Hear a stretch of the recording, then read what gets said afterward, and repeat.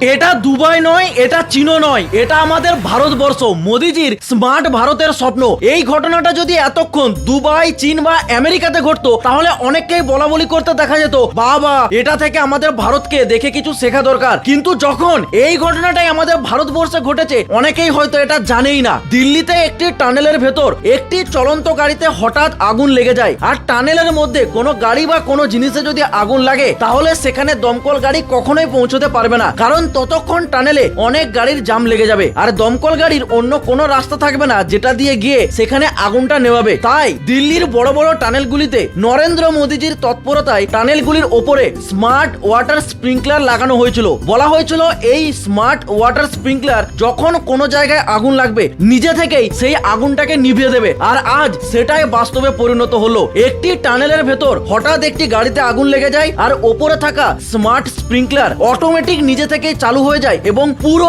টানেলের মধ্যে কৃত্রিম বৃষ্টিপাত শুরু করে। যেই গাড়িটাতে আগুন লেগেছিল কয়েক মিনিটের মধ্যে সেই গাড়িটার আগুন নিভে যায় এবং অন্য কোনো গাড়ির ক্ষতিও হতে দেয়নি। এটাই হচ্ছে আমাদের স্মার্ট ভারত। ধন্যবাদ জানাই মাননীয় প্রধানমন্ত্রী নরেন্দ্র মোদীজিকে। ওনার তৎপরতায় আমাদের ভারত এইভাবেই ধীরে ধীরে আধুনিকত্বর দিকে এগিয়ে যাচ্ছে। পারলে এই ভিডিওটা সকলে শেয়ার করে অন্যদেরকে এটা দেখার সুযোগ করে দিন যে এইরকম দৃশ্য শুধু আমেরিকা বা চীনে দেখা যায় না, আমাদের ভারতেও দেখা যায়। এটাই বলার ছিল।